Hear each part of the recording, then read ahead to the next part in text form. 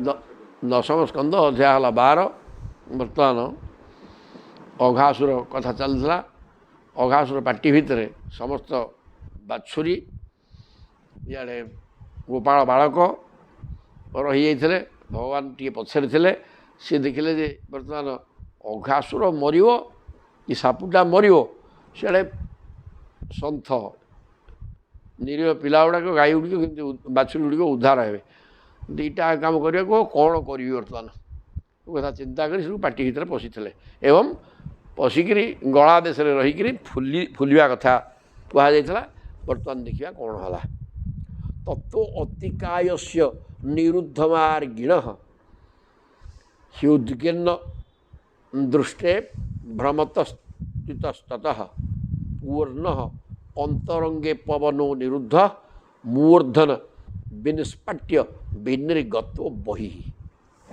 କ'ଣ କଲେ ପ୍ରଭୁ ନା ଫୁଲିଲେ ଆଉ ଗଳା ଦେଶରେ ରହିକି ଫୁଲିଲେ। ତତ୍ତ୍ୱ ଅତିକାୟ ବିରାଟ କାୟ ହେଇଗଲେ। ବିରାଟ ରୂପ ଧରିକିରି ଯେମିତି ବାମନ ଏଡ଼ିକି ଟିକେ ହେଇଥିଲେ ବଢ଼ିଗଲେ ଯେ 3 ଲୋକ ପଳେଇଲା, ସେମିତି ବିରାଟ ରୂପ ହେଇଗଲେ। ନିରୁଦ୍ଧ ମାର୍ଗିଣ, ତାର ନିଶ୍ୱାସ ନଳୀଟା ରୁନ୍ଧି ହେଇଗଲା, ପବନ ଯିବା ଆସିବା ବନ୍ଦ। ତେଣୁ ମାର୍ଗିଣ ଉଦ୍ଗୀର୍ଣ୍ଣ ହି ଉଦ୍ଗୀର୍ଣ୍ଣ ଦୃଷ୍ଟେ ହେ, ନିଶ୍ୱାସ ରୁନ୍ଧି ହେଇଗଲେ। ଆଉ ବଞ୍ଚିବ କୁଆଡ଼େ ବାପା?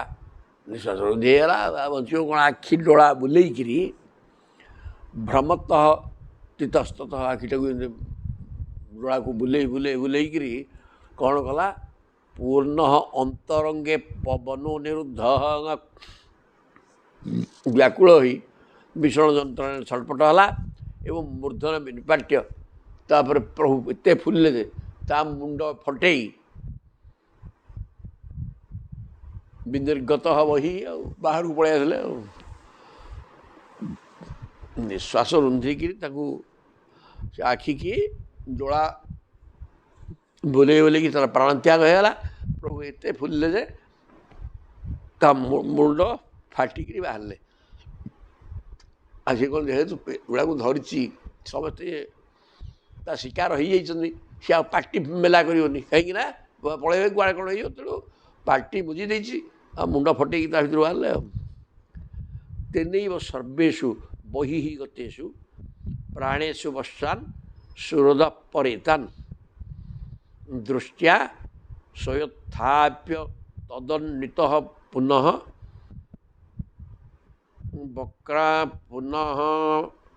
ବକ୍ରାନ୍ ମୁକୁନ୍ଦ ଭଗବାନ ବିନିର୍ଯଜୌ।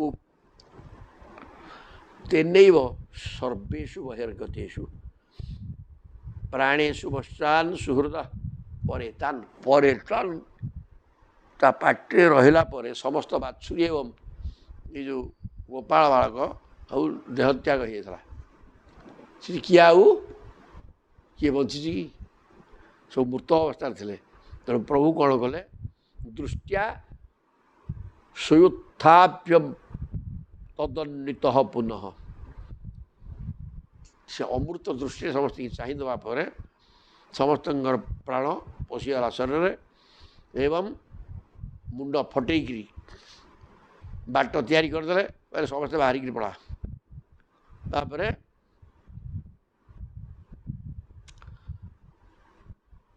ସମସ୍ତେ ବାହାରକୁ ଆସି ସାରିଲା ପରେ ବକ୍ତ୍ରାତ୍ ମୁକୁନ୍ଦ ଭଗବାନ ବିନିର୍ଯଜୌ, ସମସ୍ତଙ୍କୁ ବାହାରକୁ ନେଇ ସାରିଲା ପରେ ଭଗବାନ ମୁକୁନ୍ଦ ପ୍ରଭୁ ଶ୍ରୀକୃଷ୍ଣ ବାହାରକୁ ଆସିଲେ। ସମସ୍ତଙ୍କୁ ଗୋଟିଏ ବାହାରକୁ ଛାଡ଼ିଦେଇ ତାପରେ ନିଜେ ଆସିଲେ। ପିନାହି ଭୂଗୋତ୍ଥିତମଦ୍ଭୁତମ୍ ମହନ୍ ଜ୍ୟୋତି ସ୍ୱଧାମ୍ନାଙ୍ଗା ଜ୍ୱଳୟତ୍ ଦିଶୋ ଦଶ ପ୍ରତୀକ୍ଷେ ଅବସ୍ଥିତ ମିଶ ନିର୍ଗମମ୍ ବିବେଶ ତସ୍ମିନ୍ ମିଶତାଂ ଦିବୌକସାଂ। ପିନାହି ଭୂଗୋତ୍ଥିତମଦ୍ଭୁତଂ ମହନ୍, ଅତି ପିନ ମାନେ ପୃଥୁଳ, ମୋଟା ବିରାଟ ସାପ। ପିନ ମାନେ ପୃଥୁଳ, ପର୍ବତ ଉପରେ ଦିଶୁଥିଲାଟି ଅହିଭୋଗଥିତ ସେଇ ସର୍ପର ମୁଣ୍ଡ ଭିତରୁ ବାହାରିଲା ଗୋଟେ ଅଦ୍ଭୁତ ମହତ, ଅଦ୍ଭୁତ ଜ୍ୟୋତି। ସେଟା ମରିଗଲା ପରେ ତା ମୁଣ୍ଡରୁ ଗୋଟେ ଜ୍ୟୋତି ବାହାରିକିରି ଗଲା। ହେଇକି କ'ଣ ହେଲା? ଜ୍ୟୋତି ଶୋଧାମନା ଜ୍ୱଳୟତ ଦିଶୁ ଦଶ। ନିଜର ତେଜ ଦ୍ୱାରା ସେ ଜ୍ୟୋତିଟା ତାର ନିଜର ତେଜ ଦ୍ୱାରା 10 ଦିଗକୁ ଦଗ୍ଧ କରିବା ଭଳିଆ ହେଲା। ମାନେ ପ୍ରବଳ ଜ୍ୟୋତି ଆଉ ବାହାରିଲା, ପ୍ରଚଣ୍ଡ ଜ୍ୟୋତି ବାହାରିଲା। ପ୍ରତ୍ୟକ୍ଷ ଖେ ଅବସ୍ଥିତ ମିଶ ନିର୍ଗମମ୍। ଏବଂ ସେ ଯାଇକରି ଆକାଶରେ ରହିଲା। ଭଗବାନ କେତେବେଳେ ଭିତରୁ ବାହାରିବେ ଅପେକ୍ଷା କରିକିରି ଆକାଶରେ ରହିଥିଲା। ବିବେଶ ତସ୍ମିନ୍ ବିଶତାଂ ଦିବୌକଷାଂ। ସମସ୍ତ ଦେବତାମାନଙ୍କର ସମକ୍ଷରେ ସେମାନେ ଆକାଶରେ ଚାହିଁକି ରହିଛନ୍ତି। ଏ ପ୍ରକାର ଅବସ୍ଥାରେ ସେଇ ଦିବ୍ୟ ଜ୍ୟୋତିଟା ବର୍ତ୍ତମାନ ଭଗବାନଙ୍କର ଶରୀରରେ ମିଶିଗଲା। ତାହେଲେ ସେ ଉଦ୍ଧାର ହେଇଗଲା ଆଉ। ତତ୍ତ୍ୱ ଅତିହୃଷ୍ଟା ସ୍ୱକୃତୁ କୃତାରହଣ ପୁଷ୍ପୈ ସୁରା ଅପ୍ସରସସ୍ୟ ନର୍ତ୍ତନୈ ଗୀତୈ ସୁଗା ବାଦ୍ୟ ଧରାଶ୍ଚ ବାଦ୍ୟକୈ স্তবৈশ্চ বিপ্রাগা জয়নিস্বনৈর গণা তত অতিহৃষ্টা। ତାପରେ ତ୍ରିଜଗତ ସମସ୍ତ ଜୀବଜଗତ ଆନନ୍ଦ ହୋଇଗଲେ। କାରଣ ଗୋଟେ ଭୟଙ୍କର ରାକ୍ଷସର ବିନାଶ ହୋଇଗଲା। ସୁକୃତ ଅକୃତାରହଣମ୍।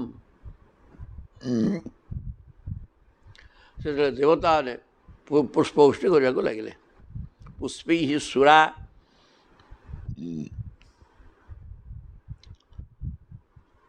ଅପ୍ସରାମାନେ ନୃତ୍ୟ କରି ଅପ୍ସରସ ନର୍ତ୍ତନୈ ଗୀତୈ ଗୀତ ବୋଇଲେ ଗନ୍ଧର୍ବମାନେ ଗୀତ ବୋଇଲେ ବିଦ୍ୟାଧରମାନେ ବାଦ୍ୟ ବିଦ୍ୟାଧରାସ ବାଦ୍ୟକୈ ବିଦ୍ୟାଧରମାନେ ବାଦ୍ୟ ବଜେଇଲେ।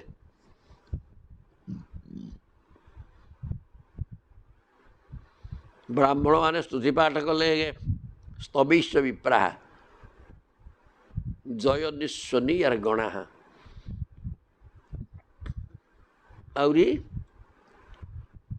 ପାର୍ଷଦମାନେ ଜୟ ଜୟ ଜଗନ୍ନାଥ ବୋଲି ରଡ଼ି ଛାଡ଼ିଲେ। ଶ୍ରୀକୃଷ୍ଣଙ୍କର ଜୟ ହଉ ଏ ପ୍ରକାର ଶବ୍ଦ ସବୁ କଲେ।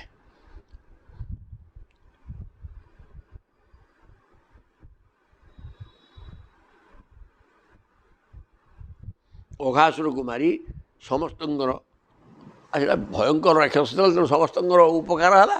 ଆଉ ସମସ୍ତେ ଗୀତ ନାଟ ବାଦ୍ୟ ପୁଷ୍ପବୃଷ୍ଟି ସବୁ କଲେ ଆଉ କ'ଣ। ତାପରେ ତଦଦ୍ଭୁତ ସ୍ତୋତ୍ର ସୁବାଦ୍ୟ ଗୀତିକା ଜୟାଦିନୈ କୋଚ୍ଛବ ମଙ୍ଗଳ ସ୍ୱନାନ ଶ୍ରୁତ୍ୱା ସୁଧାମ୍ନୁ ଅନ୍ତ୍ୟ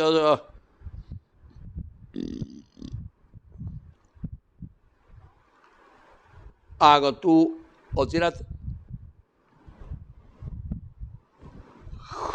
দৃষ্টা মহিষস্য জগাম বিস্ময়ম তৎ অদ্ভুত স্তোত্রসু বাদ্য গীতিকা। এই ପ୍ରକାର ଅଦ୍ଭୁତ ସ୍ତୋତ୍ର ଗୀତ ବାଦ୍ୟ ସବୁ ଘାଉ ଘାଉ ଶୁଭିଲା। ଶୁଭିବା ଫଳରେ ହେଲା କ'ଣ ନା ବ୍ରହ୍ମା ଆସିଲେ। ଜୟାଦି ନୈକୋଚ୍ଛବ ମଙ୍ଗଳ ସ୍ୱନାନ। ଗୀତ ବାଦ୍ୟ ସ୍ତୁତିପାଠ ଜୟ ଶବ୍ଦ ଜୟ ଜୟକାର ହେଲା। ଏ ଆନନ୍ଦ ଉତ୍ସବର ମଙ୍ଗଳ ଧ୍ୱନି ଏତେ ଜୋରରେ ଝଙ୍କୃତ ହେଲା ଯେ ତାହା ବ୍ରହ୍ମଲୋକରେ ହେଇକିରି ପହଞ୍ଚିଗଲା। ବ୍ରହ୍ମାଙ୍କ ପାଖେ ପହଞ୍ଚିଲା ବ୍ରହ୍ମଲୋକରେ। ଶ୍ରୁତ୍ୱା ସୁଧାବନ। ବ୍ରହ୍ମା ଶୁଣିକିରି ନିଜ ସତ୍ୟ ଲୋକକୁ ଛାଡ଼ି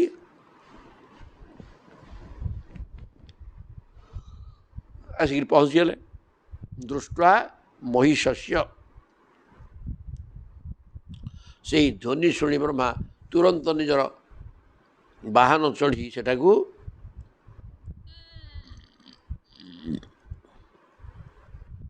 ଆସି ପହଞ୍ଚିଗଲେ। ଶ୍ରୀକୃଷ୍ଣଙ୍କର ଏହି ମହିମା ଦେଖି ଚକିତ ହେଇଗଲେ। ଆଉ ଜଗାମ ବିସ୍ମୟମ୍ ମହିଷସ୍ୟ, ପୃଥିବୀର ମାଲିକ ମହିଷ ମାନେ ରାଜା। ଇଏ କ'ଣ ଶ୍ରୀକୃଷ୍ଣ ରାଜାଧିରାଜ। ଆଉ ପ୍ରଭୁଙ୍କର ଏ ପ୍ରକାର ଖେଳା ଲୀଳା ଦେଖି ବ୍ରହ୍ମା ଛାନିଆ ହେଇଗଲେ। କାହିଁକିନା ଏଠି ଭୟଙ୍କର ରାକ୍ଷସ, ଆଉ ତାକୁ ଇଏ ମାରିଦେଲେ। ହଉ ତାପରେ ରାଜନ୍ ନାଜଗରନ୍ ଚର୍ମ ଶୁଷ୍କಂ ବୃନ୍ଦାବନେ ଅଦ୍ଭୁତମ୍ ବ୍ରଜୋକଷାଂ ବହୁତୀର୍ଥମ୍ ବହୁବ ଆକ୍ରୀଡ଼ ଗୌହରଂ।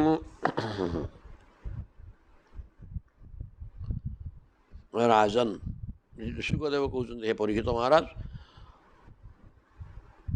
ଆଜଗରଂ ଚର୍ମ, ସେ ଅଜଗର ଚମଡ଼ାଟା ଶୁଷ୍କମ୍ ଶୁଖିଗଲା। ଆଉ ମରିଗଲା ପରେ ସବୁ ଶୁଖିଯିବ ବଳେ। ଆଉ କ'ଣ ଶୁଖି ଯାଇକିରି ବୃନ୍ଦାବନେ ଅଦ୍ଭୁତଂ ବ୍ରଜୋକଷାଂ ବହୁତୀର୍ଥଂ ବହୁବ ଆକ୍ରୀଡ଼ ଗୌହରଂ। ସେ ବ୍ରଜବାସୀମାନଙ୍କର ସେଇଟା ଗୋଟେ ଗୁମ୍ଫା ଭଳିଆ ରହିଲା। ପିଲାମାନେ ଖେଳିବା ପାଇଁ ଭଲ ସଜ ହେଲା। ଏହି ପ୍ରକାର ବ୍ୟବସ୍ଥା ହେଲା। ଆଉ ଅଜଗର ସାପର ବିରାଟ ଅଜଗର ନା, ପର୍ବତ ପ୍ରମାଣ। ଆଉ ତେଣୁ ସେଇଟା ଗୁମ୍ଫା ପିରି ହେଇଗଲା। ଆଉ ଏତତ୍ କୌମାରକଂ କର୍ମ ହରେ ଆତ୍ମା ଅହିମୋକ୍ଷଣ ମୃତ୍ୟୁ ପୌଗଣ୍ଡକେ ବାଳାଃ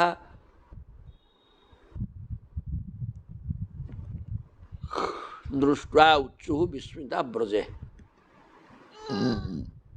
ଏତତ୍ କୌମାରକଂ କର୍ମ, କୁମାର ମାନେ 5 ବର୍ଷ ପର୍ଯ୍ୟନ୍ତ କୁମାର ଅବସ୍ଥା।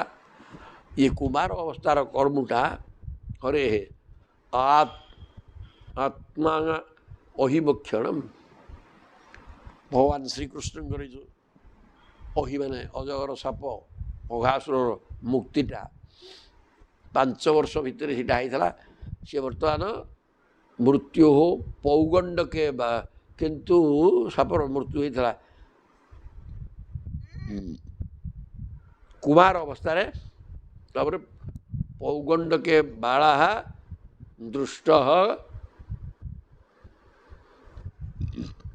ଦୃଷ୍ଟୁଚୂର ବିସ୍ମିତା ବ୍ରଜେ। ଆଉ ସେ ବର୍ଷେ ପର୍ଯ୍ୟନ୍ତ କୁଆଡ଼େ ରହିଯାଇଥିଲେ। ବ୍ରହ୍ମାଙ୍କ ଖେଳ ତାପରେ ଚାଲିଲା। ବ୍ରହ୍ମାଙ୍କ ପାଖରେ ରହିଗଲେ। ବର୍ଷେ ପରେ 6 ବର୍ଷ ହେଲା ସେଇଟା କୁମାର ଅବସ୍ଥା ଦେଇକିରି ପୌଗଣ୍ଡ ଆସିଲା।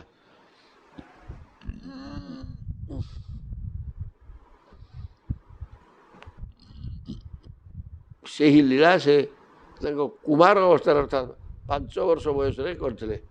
କିନ୍ତୁ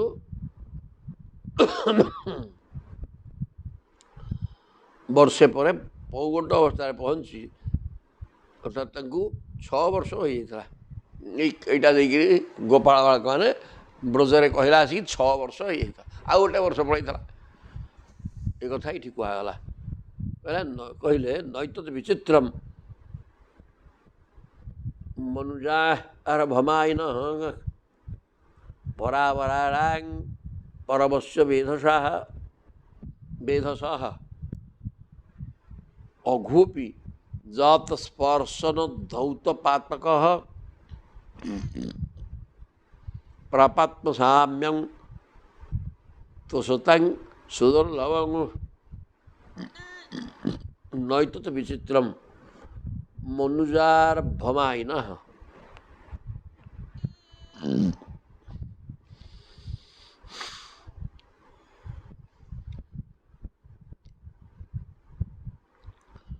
ଅଘାସୁର ଥିଲା ମୂର୍ତ୍ତିମନ୍ତ ପାପ, କିନ୍ତୁ ଭଗବାନଙ୍କର ସ୍ପର୍ଶ ପାଇଯିବା ମାତ୍ରେ ତାର ସକଳ ପାପ ଦୂର ହୋଇଗଲା।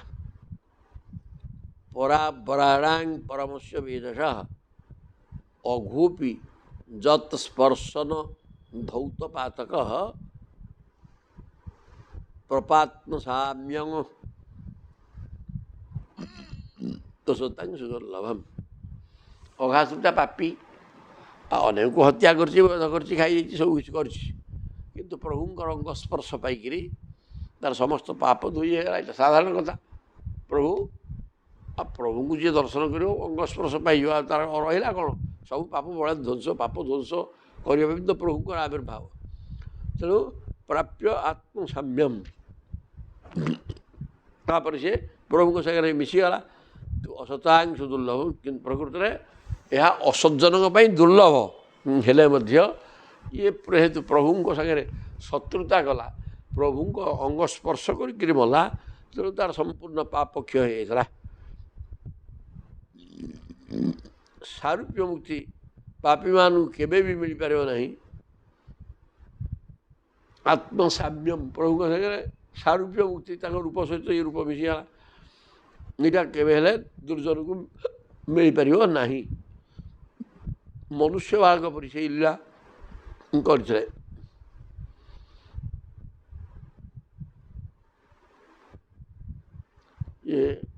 ଗୋଟେ ମଣିଷ ପିଲା ହେଇକିରି ଏ ପ୍ରକାର ମାୟା ଦ୍ୱାରା ମଣିଷ ପିଲା ହେଇକିରି ଏ ଖେଳ ଖେଳିଥିଲେ। ପରାବରାୟଣ ପରମସ୍ୟ ବିଦଶଃ,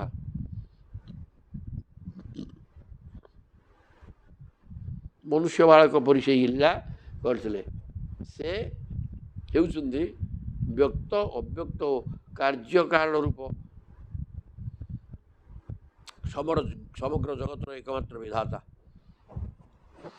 ସମଗ୍ର ଜଗତର ଏକମାତ୍ର ବିଧାତା ପ୍ରଭୁ ପରମସ୍ୟ ବିଦଶଃ।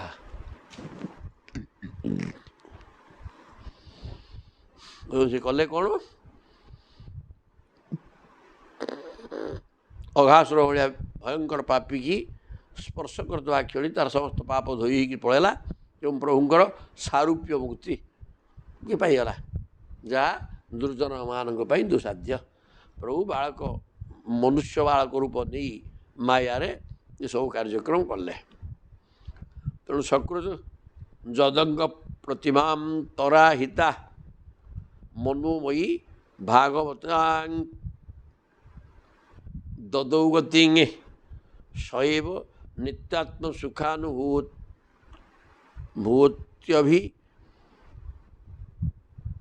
ବିଦସ୍ତମାୟୁ ଅନ୍ତର୍ଗତୋ ହି କିଂ ପୁନଃ।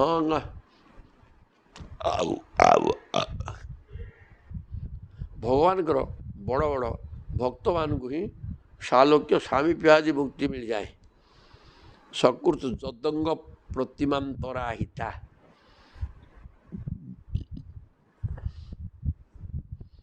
ମନୋମୟୀ ଭାଗବତୀ ଦଦୌଗତି, ଭକ୍ତମାନଙ୍କୁ ସାଲୋକ୍ୟ ସାମୀପ୍ୟ ଆଦି ମୁକ୍ତି ମିଳିଯାଏ, କିନ୍ତୁ କେହି ଭଗବାନ ଶ୍ରୀକୃଷ୍ଣଙ୍କର କୌଣସି ଏକ ଭାବ ନିର୍ମିତ ପ୍ରତିମାଙ୍କୁ ଯଦି ଧ୍ୟାନ ଦ୍ୱାରା ଥରଟିଏ ହିଁ ହୃଦୟରେ ଧାରଣ କରେ, ତେବେ ତାକୁ ମଧ୍ୟ ସେହି ମୁକ୍ତି ମିଳିଯାଏ। ସଏବ ନିତ୍ୟାତ୍ମ ସୁଖାନୁଭୂତ୍ୟଭି ବିଭସ୍ତମାୟୁ ଅନ୍ତର୍ଗତୋ ହି କିଂ ପୁନଃ। ଭଗବାନଙ୍କର ଏ ଯେଉଁ ବିଗ୍ରହ, ସେ ବିଗ୍ରହକୁ ଯଦି ତୁମେ ତୁମ ଅନ୍ତଃକରଣରେ ଅକ୍ଷୁର୍ଣ୍ଣ ଅବସ୍ଥା ବିଗ୍ରହକୁ ମନ ଭିତରେ ଧରି ନେଇଗଲ, ସେ ମାଇକ ମୂର୍ତ୍ତି, ପ୍ରକୃତରେ ପ୍ରଭୁଙ୍କର ସ୍ୱରୂପ ସେୟା ହେଇନପାରେ। ମାଇକ ମୂର୍ତ୍ତି, କିନ୍ତୁ ସେ ମାଇକ ମୂର୍ତ୍ତିକି ଅନ୍ତର ଭିତରକୁ ନେଇଗଲା ପରେ ଯଦି ମୁକ୍ତି ହେଇଯାଉଛି, ଆଉ ଯିଏ ତାଙ୍କର ଶରୀର ଅଙ୍ଗ ସ୍ପର୍ଶ କଲା, ଯଦଙ୍ଗ ପ୍ରତିମାଂ ତରାହିତା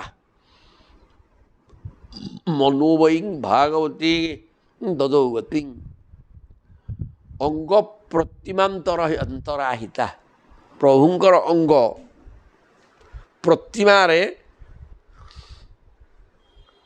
ପ୍ରତିମା ମାନେ ଶ୍ରୀ ବିଗ୍ରହ, ପ୍ରତିମା ଦେହରେ ପ୍ରତିମାଟାକୁ ଅନ୍ତର୍ହିତା ଭିତରକୁ ନେଇଯାଇକିରି ମନୋମୟୀ, ସେଟା ଆଉ ମନର କଳ୍ପନା, ସେ ମୂର୍ତ୍ତି ଭିତରେ କଳ୍ପନା ଯଦି କଲା, ତାହା ମାଇକ, ସେ ମୂର୍ତ୍ତି ମାଇକ, ସେ ମନୋମୟୀ ମୂର୍ତ୍ତି। କାରଣ ପ୍ରଭୁଙ୍କର ରୂପଟା କ'ଣ ସେ ମୂର୍ତ୍ତି ସେମିତି କଦାପି ନୁହେଁ। କିନ୍ତୁ ଆମେ ଗୋଟେ ଆମ କଳ୍ପନା ଭିତରେ ଆମେ ସେ ମୂର୍ତ୍ତି ତିଆରି କରିକି ଏମିତି ଥୋଇଛେ ଲେଖାପଢ଼ା ଶୁଣି ଦେଖିକିରି। ଆଉ ତେବେ ସିଏ ମୂର୍ତ୍ତି ନିଶ୍ଚିତ ଭାବରେ ମନର କଳ୍ପନା, କାଳ୍ପନିକ ମୂର୍ତ୍ତି। ସେ କାଳ୍ପନିକ ମୂର୍ତ୍ତିକି ମଧ୍ୟ ହୃଦୟ ଭିତରେ ଧାରଣ କଲା ପରେ ଲୋକ ମୁକ୍ତି ହେଇଯାଉଛି। ଆଉ ପ୍ରଭୁଙ୍କୁ ଅନ୍ତରରେ ଧଇଲେ ମୁକ୍ତି ନହେଲା କି ତା ପାଟି ଭିତରେ ପ୍ରଭୁ ପଶିଥିଲେ ନା, ଅଙ୍ଗ ସ୍ପର୍ଶ ପାଇଲା, ତେଣୁ ମୁକ୍ତି ହେଇଯିବାର ଅସୁବିଧା କ'ଣ ଅଛି? ପ୍ରଭୁଙ୍କର ଶରୀର ସହିତ ଏକାକାର ହେଇଯାଇଥିଲା। ସୁତ ଉବାଚ ଇଥନ୍ ଦ୍ୱିଜାଃ ଯାଦବ ଦେବଦତ୍ତ ଶ୍ରୁତ୍ୱା ସ୍ୱରାଡ଼ୁଶ୍ଚରିତଂ ବିଚିତ୍ରମ୍ ପପ୍ରଚ୍ଛ ଭୂୟୋପି ତଦେବ ପୁଣ୍ୟମ୍ ବୈୟାସକିଂ ଜନ୍ନିଗୃହୀତ ଚେତାଃ ଇଥଂ ଦ୍ୱିଜାଃ। ଏହି ପ୍ରକାର ଦ୍ୱିଜ ମାନେ ବ୍ରାହ୍ମଣ ମାନେ ଯାଦବ ଦେବଦତ୍ତ ସୁତ କହୁଛନ୍ତି ଏ ସୌନକାଦି ମୁନିମାନେ ଯଦୁପତି ଭଗବାନ ଶ୍ରୀକୃଷ୍ଣ ରାଜା ପରୀକ୍ଷିତଙ୍କୁ ଜୀବନ ଦାନ କରିଥିଲେ। ଯାଦବ ଦେହ ଦତ୍ତ ଶ୍ରୁତ୍ୱା ସ୍ୱରାଡ଼ୁଶ୍ଚରିତଂ ବିଚିତ୍ରମ୍। ତେଣୁ ସେ ନିଜର ସେହି ରକ୍ଷକ ଜୀବନ ସର୍ବସ୍ୱଙ୍କର ଏ ବିଚିତ୍ର ଲୀଳା ଶୁଣି ସୁଖଦେବଙ୍କୁ ପ୍ରଭୁଙ୍କର ପବିତ୍ର ଲୀଳା ସମ୍ବନ୍ଧରେ ପୁଣି ଥରେ ପଚାରିଲେ। ଇଥଂ ଦ୍ୱିଜା ଯାଦବ ଦେବଦତ୍ତ। ଯାଦବ ଦେବ କହିଲେ ଯଦୁମାନଙ୍କର ଦେବତା ଭଗବାନ କୃଷ୍ଣ, ତାଙ୍କ ଦ୍ୱାରା ପ୍ରଦତ୍ତ ସ୍ୱରାଡ଼ୁଶ୍ଚରିତଂ ବିଚିତ୍ରମ୍। ମାନେ ସୁଖଦେବଙ୍କର ଶରୀରଟା ଯାଦବ ଦେବଙ୍କ ଦ୍ୱାରା ପ୍ରଦତ୍ତ ହୋଇଥିଲା। ମାତୃଗର୍ଭରେ ସେ ତାକୁ ସୁଦର୍ଶନ ଚକ୍ର, ଭଗବାନ ସୁଦର୍ଶନ ତେଜରେ ବ୍ରହ୍ମାସ୍ତ୍ର ତେଜକୁ ହଟେଇ ପରୀକ୍ଷିତଙ୍କୁ ସୁରକ୍ଷିତ କରିଥିଲେ, ବଞ୍ଚେଇ ଦେଇଥିଲେ। ତେଣୁ ପପ୍ରଚ୍ଛ ଭୂୟୋପି ତଦେବ ପୁଣ୍ୟଂ କହିଲେ, ଶିବ ଭଗବାନ ମୋ ଶରୀରର ରକ୍ଷକ ବଞ୍ଚେଇଛନ୍ତି ମୋତେ, ତାଙ୍କରି କଥା ଗୁଡ଼ାକ ମୋତେ କହନ୍ତୁ, ଆହୁରି କିଛି କହନ୍ତୁ। ଭୂୟୋପି ତଦେବ ପୁଣ୍ୟମ୍ ବୈୟାସକିଂ ଜନ୍ନିଗୃହୀତ ଚେତାଃ। ଅମୃତମୟ ଲୀଳା ପରୀକ୍ଷିତଙ୍କ ଚିତ୍ତକୁ ଆକର୍ଷିତ କରି ନେଇଥିଲା। ବର୍ତ୍ତମାନ ଯେତେ ଶୁଣିଲେ ହରି କଥା ପୁଣି ଶୁଣିବାକୁ ଇଚ୍ଛା ହେଉଛି। ତେଣୁ ପରୀକ୍ଷିତ ବର୍ତ୍ତମାନ ପ୍ରଭୁଙ୍କ କଥା ଶୁଣିବା ପାଇଁ ଉତ୍କଣ୍ଠିତ ହୋଇକରି ବସିଛନ୍ତି। ତେଣୁ କହିଲେ ଆହୁରି କହ। ଆଉ ରାଜା ଉବାଚ ବ୍ରହ୍ମନ୍ କାଳାନ୍ତର କୃତମ୍ ତତ୍କାଳୀନଂ କଥଂ ଭବେତ୍ ଯତ୍ କୌମାରେ ହରିକୃତଂ ଜଗୁଃ ପୌଗଣ୍ଡକେ ଅର୍ଭକାଃ। ଏଠି ଗୋଟେ ଶ୍ଲୋକରେ କହିଲେ, 36 ନମ୍ବର ଶ୍ଲୋକରେ କହିଲେ ଯେ କୁମାର ଅବସ୍ଥାରେ ଅଘାସୁରକୁ ବଧ କଲେ, ପୌଗଣ୍ଡ ଅବସ୍ଥାରେ ବାଳକମାନେ ଯାଇକି ବ୍ରଜରେ କହିଲେ କି ଏ କଥା କେମିତି ହେଲା? ଯେତିକି ତ ବଧ କଲେ ସେତିକି ସାଙ୍ଗେ ସାଙ୍ଗେ ବ୍ରଜକୁ ତାଙ୍କ ଘରକୁ ଫେରିଲେ କହିବେ, ଆଉ ସିଏ 5 ବର୍ଷରେ ବଧ କଲେ 6 ବର୍ଷ ବେଳକୁ କହିଲେ, ଏ କ'ଣ ୟାର ଅର୍ଥ କ'ଣ? ଆଉ କିଛି ବୁଝି ହେଉନି। ବ୍ରହ୍ମଣ କାଳାନ୍ତର କୃତମ୍ ତତ୍କାଳୀନଂ କଥଂ ଭବେତ୍। କେତେବେଳେ କାମ ହେଲା ଗୋଟେ ସମୟରେ, କହିଲେ ଆଉ ଗୋଟିଏ ସମୟରେ। ଯତ୍ କୌମାରେ ହରିକୃତମ୍ ଜଗୁଃ ପୌଗଣ୍ଡକେ ଅର୍ଭକାଃ। ଏଇଟା କେମିତି ହେଲା? ପିଲାମାନେ କୌମାର ଅବସ୍ଥାରେ ହରି ପ୍ରଭୁ ବଧ କରିଥିଲେ, ଇଏ ପୌଗଣ୍ଡ ଅବସ୍ଥାରେ କହିଲେ, ଏ କଥା କ'ଣ? ଏହାର ଅର୍ଥ କିଛି ଜାଣି ହେଉନି।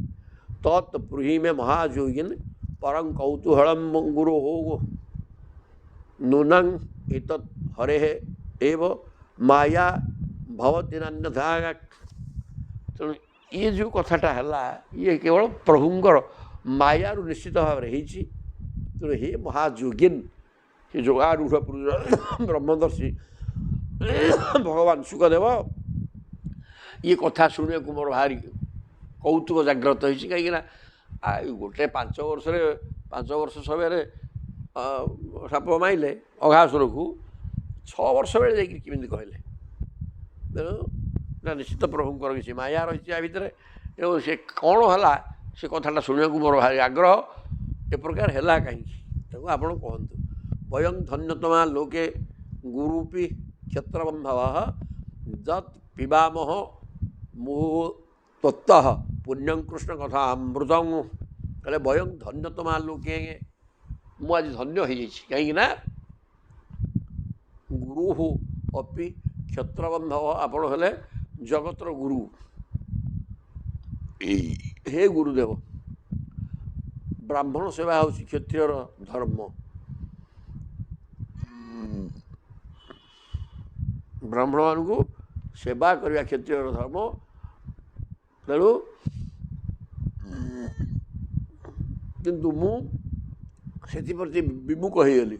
तेणु मु जड़े अपराधी। जत पिबामह मुहु तुत्त बर्तमान मु धन्य कहीं आपण मुख निश्चित कृष्ण कथा अमृत रस को मु पान कर लगी। से मु धन्य। गुरुपी क्षेत्रबंधव आपण गुरु जगतर गुरु समस्त गुरु गुरु स्थान में आप रही भगवत कथा कहते ब्रह्मज्ञान हेले मु गोटाए क्षत्रिय मु आपन को सम्मान देनी ठीक भाव में मु अपराधी। आपण मुख निश्चित कृष्ण कथा अमृत को पान करी मु बर्तमान तृप्त। तेणु मु तृप्त नुहे मु धन्य होगली कहले। तापर सुतवाच इत्थंस्म पुष्ट सतु बादरायणी। बादरायण मान व्यास तांकर पुत्र सुखदेव को ये प्रकार परीक्षित प्रश्न करते तत् तत् स्मारितानंत हृताखिलेन्द्रिय कृत्सात् पुनर्लब्ध बहि दृश्य शनि प्रत्याहतम भागवतोत्तमोत्तम।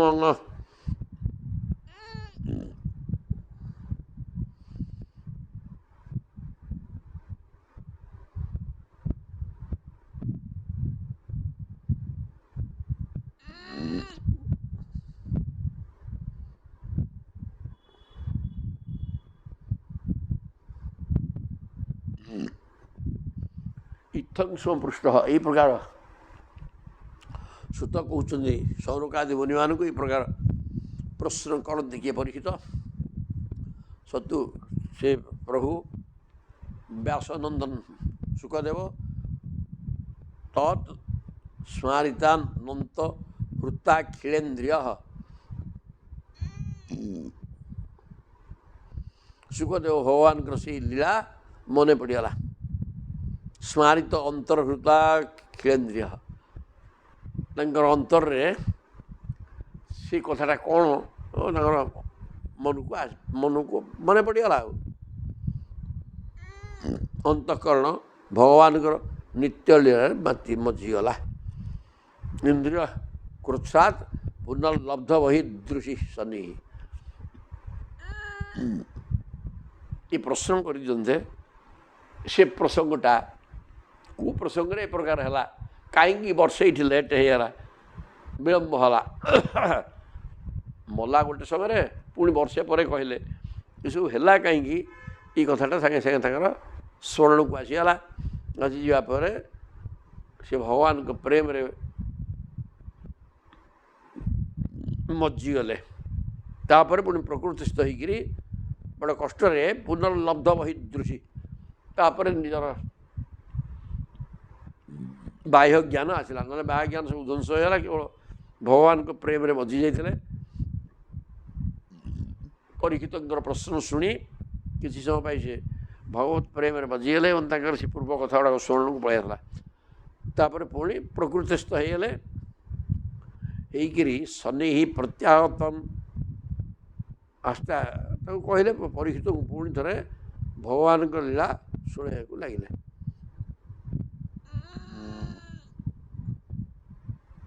ଇତି ଶ୍ରୀମଦ୍ଭାଗବତେ ମହାପୁରାଣେ ପାରମହଂସ୍ୟାଂ ସଂହିତାୟାଂ ଦଶମ ସ୍କନ୍ଧେ ପୂର୍ବାର୍ଦ୍ଧେ ଦ୍ୱାଦଶ ଅଧ୍ୟାୟ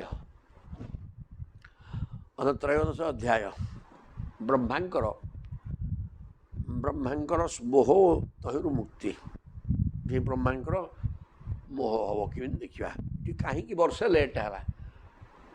ମଲା କୁମାର ଅବସ୍ଥାରେ ପୌଗଣ୍ଡ ଅବସ୍ଥାରେ ସେମାନେ କହିଲେ ନା ଗୋଟେ ବର୍ଷ ଏଇଟା କାହିଁକି ହେଲା ବୋଲି ସେ ସମ୍ପର୍କରେ ପ୍ରଶ୍ନ ପରୀକ୍ଷିତ କଲେ। ଶୁକଦେବ ବର୍ତ୍ତମାନ କହୁଛନ୍ତି ଶୁକବାଚ ସାଧୁ ପୃଷ୍ଠ ମହାଭାଗ ତ୍ୱୟା ଭାଗବତ ତମଙ୍ଗ। ଆପଣ ହେଉଛନ୍ତି ପରୀକ୍ଷିତଙ୍କୁ ଶୁକଦେବ କହୁଛନ୍ତି ଆପଣ ଭାଗବତମାନଙ୍କ ଭିତରେ ଭକ୍ତମାନଙ୍କ ଭିତରେ ସର୍ବଶ୍ରେଷ୍ଠ ଭକ୍ତ। ତୟା ତୁମେ ଠିକ୍ ପ୍ରଶ୍ନ କରିଛ। ଜନ୍ ନୂତନୟଶିଷ୍ୟ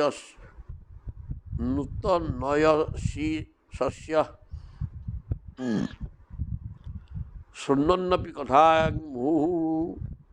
ବାରମ୍ବାର ହରିକଥା ଶୁଣୁଥିଲେ ମଧ୍ୟ ତୁମେ ଈଶସ୍ୟ ଭଗବାନ ଶ୍ରୀକୃଷ୍ଣଙ୍କର କଥା ଶୁଣିବାକୁ ପୁଣି ନୂଆ ନୂଆ କଥା ଶୁଣିବାକୁ ଇଚ୍ଛା କରୁଛ। ମାନେ ହରିକଥାକୁ ବହୁ କଥା କହିସାରିଲେଣି, ତେଣୁ ସେ କଥା ତୁମେ କଥା ଶୁଣିବା ପାଇଁ ବାରମ୍ବାର ତ କୁହା ହେଉଛି ନା, ତେଣୁ ଅନେକ କଥା କହିସାରିଲେଣି କିନ୍ତୁ ତାକୁ ଆଉଥରେ ନୂତନୟସି ପୁରୁଣା କଥା ଆଉଥରେ ଶୁଣିଲେ ସେ ନୂତନ ହେଇପାରିବନି। କିନ୍ତୁ ପୁରୁଣା କୃଷ୍ଣ କଥା ଯେତେ ଥର ଶୁଣୁଥିଲେ ମଧ୍ୟ ସିଏ ନୂତନୟସି ନୂତନଙ୍ଗିବ ଆଚରସି ନୂତନୟସି। ନୂତନ ନୁହେଁ, ଥରେ ଶୁଣିଥିଲେ ମଧ୍ୟ ଆଉ ଥରେ ଶୁଣିଲେ ତାହା ନୂଆ ଭଳିଆ ଲାଗିବ। ଏଥିରେ କୌଣସି ଭୁଲ ନାହିଁ। ଏ କଥା କହିଲେ। ସତାଂ ଅୟଂ ସାରଭୃତାଂ ନିସର୍ଗ ଯଦର୍ଥ ବାଣୀ ଶ୍ରୁତିଚେତସାମପି ପ୍ରତିକ୍ଷଣଂ ନବ୍ୟବଦଚ୍ୟୁତସ୍ୟଯତ୍ ସ୍ତ୍ରିୟା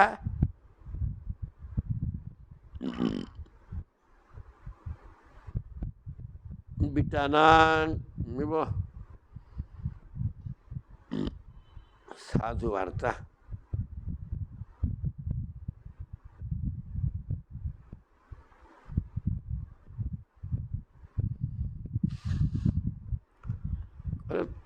ସତାଙ୍ଗୟମ ସାରଭୂତାଂ ନିସର୍ଗ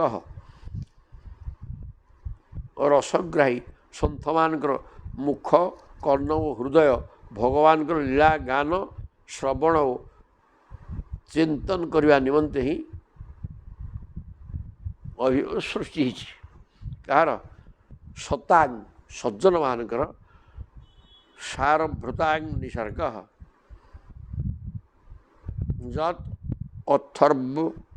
ଯଦର୍ଥ ବାଣୀ ଶ୍ରୁତି ଚେତସାମପି। ବାଣୀଟା ଭଗବାନଙ୍କ ଲୀଳା ଗାନ କଲା, ଇଆଡ଼େ ଭଗବାନଙ୍କ କଥା ଶୁଣିଲା ଏବଂ ଭଗବତ କଥା ଚିନ୍ତନ କଲା। ଶ୍ରବଣ କୀର୍ତ୍ତନ ଏବଂ ସ୍ମରଣ ତିନିଟା କଥା। ଆଉ ଯଦର୍ଥ ବାଣୀ ଶ୍ରୁତି ଚେତସାମପି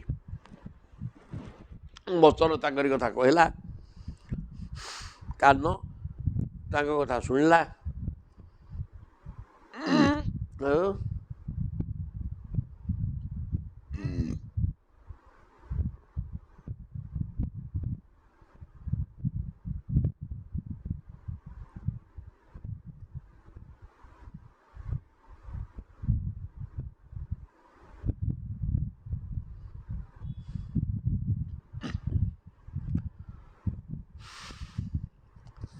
ସଜ୍ଜନମାନଙ୍କର ସାରଭୃତାଂ ନିସର୍ଗ।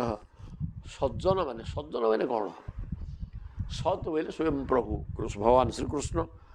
ତେଣୁ ସତ୍ଙ୍କ ସମ୍ପର୍କରେ ଚିନ୍ତା କଥା ଯେ ପ୍ରଭୁଙ୍କର କଥା, ଯାହାର ବଚନରୁ ପ୍ରଭୁ କଥା ବାହାରେ, ଯାହାର କାନ ପ୍ରଭୁ କଥା ଶୁଣେ ଏବଂ ସଦାସର୍ବଦା ପ୍ରଭୁଙ୍କ ସ୍ୱରୂପ ଚିନ୍ତନରେ ରହେ, ସିଏ ହେଲା ପ୍ରକୃତରେ ସତ୍ ଜନ ଏବଂ ତାର ସାରଭୂତାଂ ତାର ପ୍ରତ୍ୟେକ ଇନ୍ଦ୍ରିୟ ବର୍ତ୍ତମାନ ଭଗବତ ସେବାରେ ରହିଥାଏ। ପ୍ରତିକ୍ଷରମ୍ ନବ୍ୟବଦୂତ୍ ଅଚ୍ୟୁତସ୍ୟ ତତ୍, ଏବଂ ସିଏ ଅଚ୍ୟୁତଙ୍କର କଥା ଶ୍ରୀକୃଷ୍ଣଙ୍କର କଥା ଯେତେ ଶୁଣୁଥିଲେ ମଧ୍ୟ, ଯେତେ ଦେଖୁଥିଲେ ନୂଆ ଦିଶୁଥାଏ ଭଳିଆ ସେ ଯେତେ ଶୁଣୁଥିଲେ ମଧ୍ୟ ତାକୁ ସେ ନୂଆ ନୂଆ ଲାଗେ, ତାକୁ ପୁରୁଣା ଲାଗେ ନାହିଁ। ସ୍ତ୍ରୀୟା ବିଟାନାଙ୍ଗିବ ସାଧୁ ବାର୍ତ୍ତା, ରସିକ ସନ୍ଥମାନେ ସେହିପରି, ଲମ୍ପଟ ପୁରୁଷମାନେ ଯେପରି ସ୍ତ୍ରୀ ବିଷୟକ ଚର୍ଚ୍ଚାରୁ ନୂଆ ନୂଆ ରସ ପାଆନ୍ତି। ଆଉ ବିଟାନାଙ୍ଗିବ ସାଧୁ, ବିଟାନାଙ୍ଗ ସ୍ତ୍ରୀୟା ବିଟାନାଙ୍ଗ, ବିତ ପୁରୁଷ ଗୁଡ଼ାକ ସ୍ତ୍ରୀ ଲମ୍ପଟ ଯେଉଁମାନେ, ସେମାନେ ସ୍ତ୍ରୀ ସମ୍ପର୍କରେ ଆଲୋଚନା କରିକିରି ସେଥିରୁ ଆନନ୍ଦ ଅନୁଭବ କରନ୍ତି। ଠିକ୍ ସେମିତି ଭଗବାନଙ୍କର ଲୀଳାମାନଙ୍କରୁ ଅନୁକ୍ଷଣ ନିତ୍ୟ ନୂତନ ରସ ଅନୁଭବ କରନ୍ତି ସାଧୁମାନେ।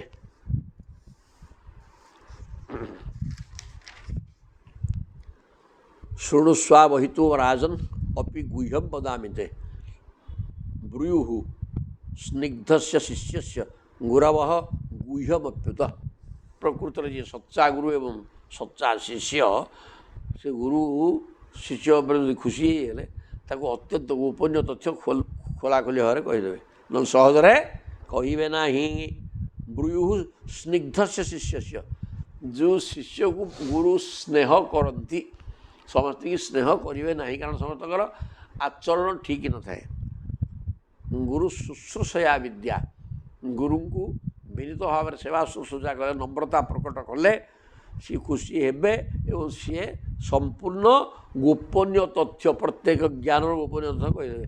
ଯେମିତି ଦ୍ରୋଣାଚାର୍ଯ୍ୟ ଅର୍ଜୁନଙ୍କୁ କହିଥିଲେ, କାରଣ ସିଏ ତାଙ୍କର ପକ୍କା ସେବକ ଥିଲେ।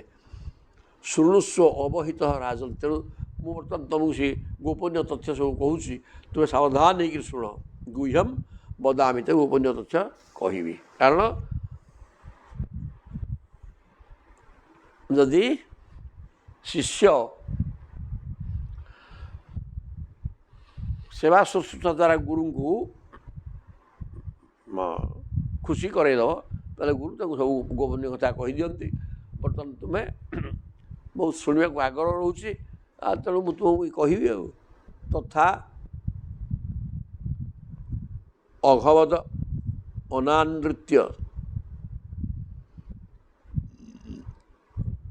ରକ୍ଷିତ୍ୱା ବଶ୍ଚପାଳକାନ୍ ସରିତି ପୁଳିନମାନା ମାନୀୟ ଭଗବାନ ଇଦମବ୍ରବୀଙ୍ଗିତ୍, ତଥା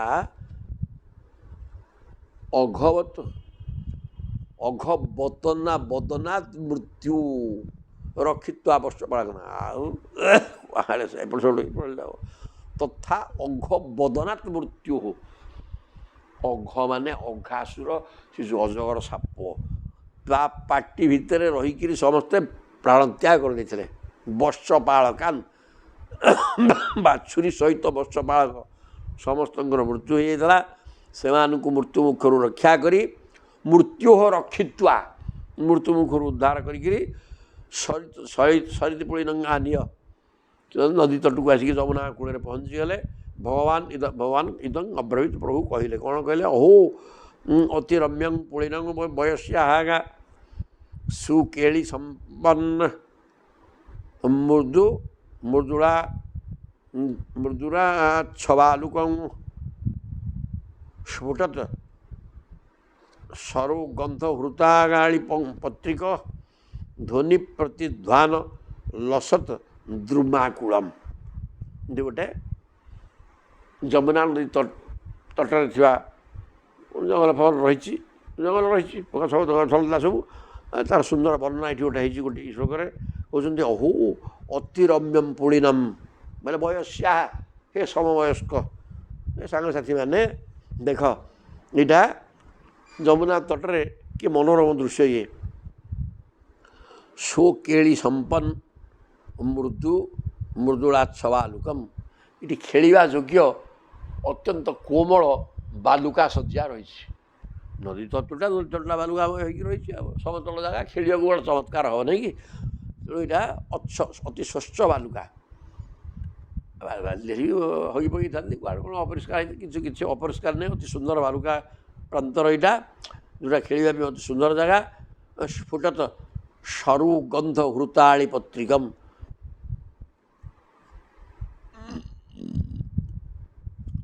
ଏବଂ ପ୍ରସ୍ଫୁଟିତ ପଦ୍ମ ଫୁଲ ଗୁଡ଼ାକ ଫୁଟିଛି ତାର ସୁଗନ୍ଧ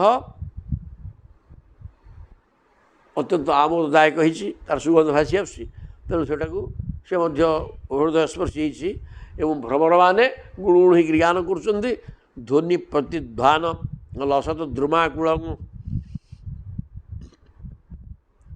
ଭ୍ରମରମାନେ ସେ ପଦ୍ମ ଫୁଲ ଫୁଟିଛି ତା ସୁଗନ୍ଧରେ ଆକୃଷ୍ଟ ହେଇକରି ଭ୍ରମରମାନେ ଆସିକରି ଗୁଣୁଗୁଣୁ ହେଇକରି ବୁଲୁଛନ୍ତି ଗୁଞ୍ଜନ କରୁଛନ୍ତି ଆଉ ପକ୍ଷୀମାନେ ସୁନ୍ଦର ସ୍ୱର କରୁଛନ୍ତି ଏବଂ ଗଛମାନେ ଗଛଲତା ମଧ୍ୟ ରହିଛି ସିଏ ନଦୀ ତଟର ଶୋଭାକୁ ଦ୍ୱିଗୁଣିତ କରୁଛି ବାଲୁକା ଶଯ୍ୟା ପରିଷ୍କାର ଏବଂ ସୁନ୍ଦର ଖେଳିବାକୁ ହେଇଛି ଅତ୍ର ଭୋକ୍ତବ୍ୟଂ ଅସ୍ମାଭିଃ ଦିବାରୂଢ଼ଂ କ୍ଷୁଧାର୍ଦିତାଃ ବତ୍ସାଃ ସମୀପେ ଅପହବିତ୍ୱା ଚରନ୍ତୁ ସନକି ଇଏ ତୃଣ ବାପା ଏଇଟା ବଢ଼ିଆ ଜାଗାଟା ହେଇଛି ତ ବର୍ତ୍ତମାନ ଦିନ ବେଳ ଦେଖୁନ କେତେ ହେଇଗଲାଣି ଅଘାସୁର ମରୁଭୂମିରେ ଏତିକି ସମୟ ପଳାଇଲାଣି ତେଣୁ ଭୋକ୍ତବ୍ୟମ୍ ଖାଇକିରି ଆସିଲାନି ସବୁ ଶିକାର ଧରିକି ପଳେଇ ଆସିଥିଲେ ତେଣୁ ଖାଇଦେବା ଏବେ ଅସ୍ମାଭିଃ ଦିବାରୂଢ଼ଂ କ୍ଷୁଧାର୍ଦିତା ଦିନ ଗଡ଼ିଗଲାଣି ମଧ୍ୟାହ୍ନ ସମୟ ହେଇସାରିଲାଣି ଆଉ ତେଣୁ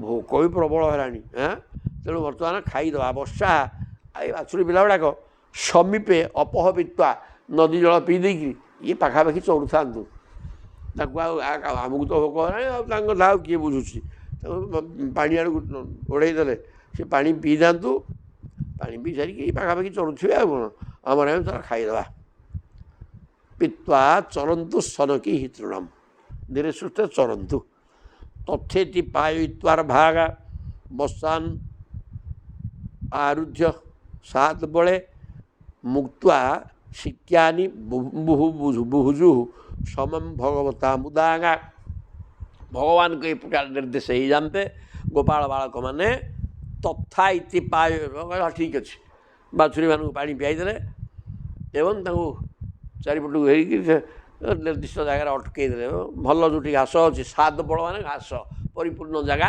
ସେଠିକି ନେଇକିରି ତାକୁ ଅଟକେଇ ଦେଲେ ଏଇଠି ଚରୁଥା କୁଆଡ଼େ ଧୀକିରି ଯାଆନି ଏ ପ୍ରକାର କରି ଶିକାନି ମୁକ୍ତ୍ୱା ନିଜ ନିଜର ଶିକାରୁ ଖାଦ୍ୟ ପଦାର୍ଥ ବାହାର କରିକିରି ଶିକାର ସବୁ ଧରିକିରି ଆସିଥିଲେ ବାହାର କଲେ ବହୁ ଯୋଉ ସମମ୍ ଭଗବତା ଭଗବତା ସମମ୍ ମୁଦା ମୁଦା ମାନେ ଆନନ୍ଦରେ ଭଗବାନ କୃଷ୍ଣଙ୍କ ସହିତ ଆନନ୍ଦରେ ଭୋଜନ କରିବା ବ୍ୟବସ୍ଥା କଲେ କୃଷ୍ଣସ୍ୟ ବିଶ୍ୱକ ପୁରରାଜି ମଣ୍ଡଳୈଃ ରଭ୍ୟାନନାହାଙ୍ଗା ଫୁଲ୍ଲ ଦୃଶୁ ବ୍ରଜାର ଭକାଃ ସହୁ ପବିଷ୍ଟା ବିପିନେ ବିରେଜୁ ଛନ୍ଦା ଯଥୁମ୍ଭୂରୁହ କର୍ଣ୍ଣିକାୟା ଛଦା ଛଦା କହିଲେ ସମସ୍ତଙ୍କ ମଝିରେ କୃଷ୍ଣସ୍ୟ ବିଶ୍ୱ ପୁରୁରାଜି ମଣ୍ଡଳୀ ଭଗବାନ କୃଷ୍ଣ ମଝିରେ ବସି ପଡ଼ିଲେ ଚାରିପଟେ ଗୋପାଳ ବାଳକ ଆରେ ବସି ପଡ଼ିଲେ ଆଉ ଗୋଟେ ମଣ୍ଡଳ ଆକାରରେ ଆଉ ଚମତ୍କାର ହେଇଗଲା ନାଇଁ କି ପୁରୁରାଜି ମଣ୍ଡଳୀ ଅଭ୍ୟାନନାହାଙ୍ଗା ଫୁଲ୍ଲ ଦୃଶୁ ବ୍ରଜାର ଭକାଃ ସମସ୍ତେ ଚାରି ପାଖରେ ଲାଗି ହେଇକି ଚାରି ଗୋଲାକାର ହେଇକିରି ବସିଲେ ସମସ୍ତେ କୃଷ୍ଣଙ୍କ ଆଡ଼କୁ ମୁହଁ କରି ବସିଥାନ୍ତି ସମସ୍ତଙ୍କ ଆଖିରେ ଆନନ୍ଦ ଧନୁଷ୍ଥାଏ ସବୁ ପବିଷ୍ଟା ବିପିନେ ବିରେଜୁ ଏଇ ପ୍ରକାର ଅବସ୍ଥାରେ ବସିକିରି ମନର ଶୋଭାକୁ ବଢ଼େଇଲେ ସେହି ବନଭୋଜି ସମୟରେ ଶ୍ରୀକୃଷ୍ଣ ଶ୍ରୀକୃଷ୍ଣଙ୍କ ଚାରିପାଖରେ ବସିଥିବା ଗୋପାଳ ବାଳକମାନେ କେମିତି ଶୋଭା ପାଉଥିଲେ ପଦ୍ମ କର୍ଣ୍ଣିକାକୁ ବେଢ଼ି ତାର ଚାରିପାଖରେ ପାଖୁଡ଼ା ଭଳିଆ କର୍ଣ୍ଣିକା ମାନେ ବନ୍ଧର ମଝିଟା ପୁଷ୍କର ତା ଚାରିପାଖରେ ସବୁ ପାଖୁଡ଼ା ଥାଏ ତେଣୁ ପ୍ରଭୁ ହେଲେ ପଦ୍ମ ପୁଷ୍କର ତା ଚାରିପଟେ ପିଲା ଗୁଡ଼ାକ ପାଖୁଡ଼ା ଭଳିଆ ବସିଛନ୍ତି ଏଇ ପ୍ରକାର ଶୋଭାମାନ ହେଲେ ତାପରେ କେଚିତ୍ ପୁଷ୍ପୈଃ ଦଳୈଃ କେଚିତ୍ ପଲ୍ଲବୀ ଅଙ୍କୁରୀ ଫଳେଇ ଶିଗଭି ତୋଗଭି ଦୃଶଦ୍ଭିଃ ବୁଭୁଜୁଃ କୃତଭାଜନାଃ। ସବୁ ତ ଆଣିଛନ୍ତି ଭାତ ତରକାରୀ, କିଏ କ'ଣ ଆଣିଛି? କିଏ ପତ୍ର ଢୋଲାରେ ରଖିକି ଖାଇଲା, କିଏ ପତ୍ର ଦନା ଆଣିଥିଲା ତାର ସେ ଖାଇଲା, କିଏ କୋମଳ ପତ୍ର, ଗଛପତ୍ର ଗୁଡ଼ାକ ତ ଅଛି, କଅଁଳିଆ ପତ୍ର କୁଆଡ଼ୁ ଆଣିକି ତା ଦେହରେ ଖାଇଲା, କିଏ ଫଳର ଖୋଳପା, ଆଉ ଗୋଟେ କିଛି ବଡ଼ ଫଳଟେ ତା ଭିତରୁ ଶସ ତକ କିଏ ଖାଇ ଦେଇଛି, ଖୋଳାଟା ଅଛି, ଆଉ ବେଲୁଟା ହେବ, ସେ ଗୋଟେ ଫଳ ପାଚିଲା ଫଳ ବଡ଼ ବେଲୁଟାକୁ ଦି ଫାଳ ହେଇଯାଇଛି ମନେକର, କିଛି ନାହିଁ, ଆଉ ଫାଳକରେ ଦି ଫାଳ ଥୋଇକିରି ଖାଦ୍ୟ ଖାଇବାର ଅସୁବିଧା କିଛି ନାହିଁ।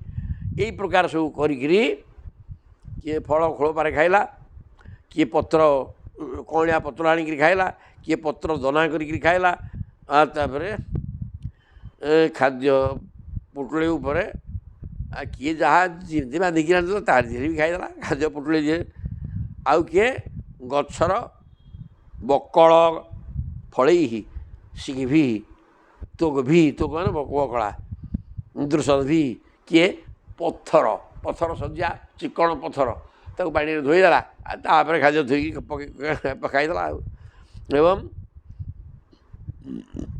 ଖାଦ୍ୟ ରଖିକିରି ଖାଇବା ବ୍ୟବସ୍ଥା ସବୁ କଲେ।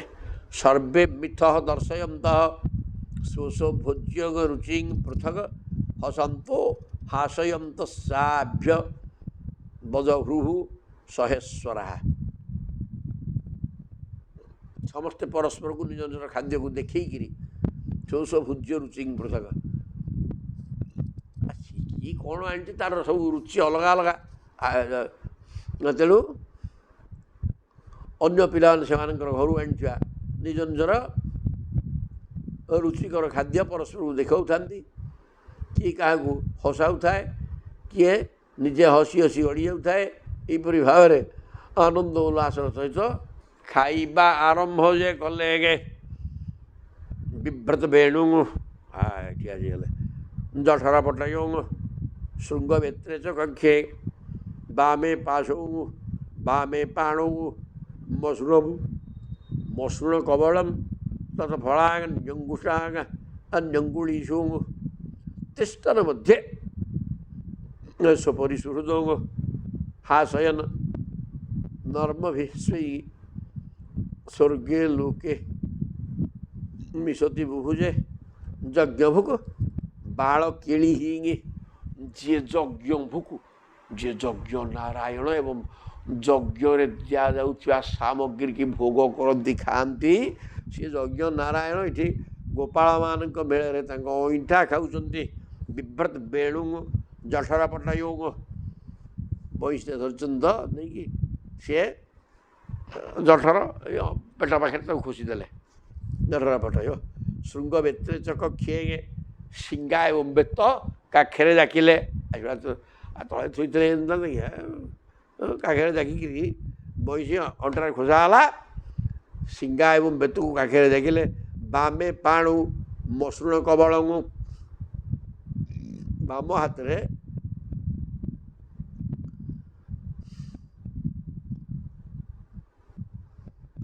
ବାଁ କାଖରେ ଡାକିଲେ ଏବଂ ବାଁ ହାତରେ ଗୋଟିଏ ପୁଡ଼ିଆରେ ଦହି ଭାତ,